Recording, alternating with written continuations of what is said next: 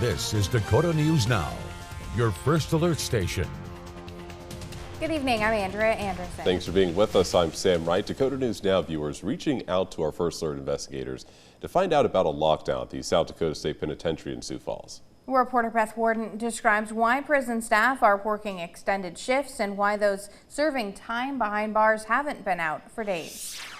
An increasing threat against prison staff by inmates began on Tuesday, prompting a lockdown at the South Dakota State Penitentiary in Sioux Falls. Inmates remained in their cells, meals delivered, showers denied. An in-depth shakedown created additional work for correctional officers going cell by cell looking for weapons. The lockdown ended last night.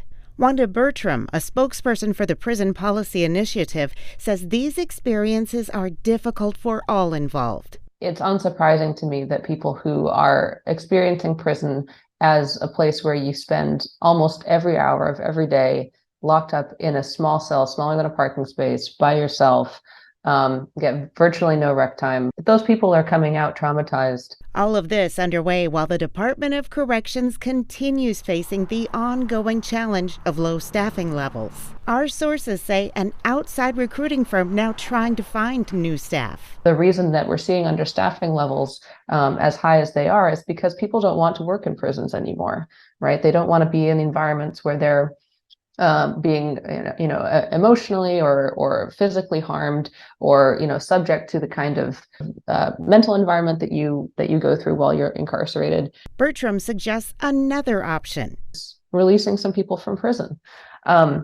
Unfortunately, the Families Against Mandatory Minimums recently graded South Dakota as an F when it comes to a form of release called compassionate release. Old and sick, and may have Alzheimer's or dementia, or not even remember what the crimes that they're detained for.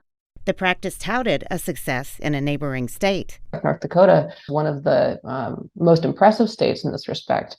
They really ramped up their parole process at the beginning of the pandemic, and they released a lot of folks. And I think that was overwhelmingly a very successful initiative from a public health and public safety standpoint.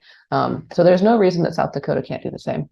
The Department of Corrections' response to our information request is that they cannot comment on security-related matters.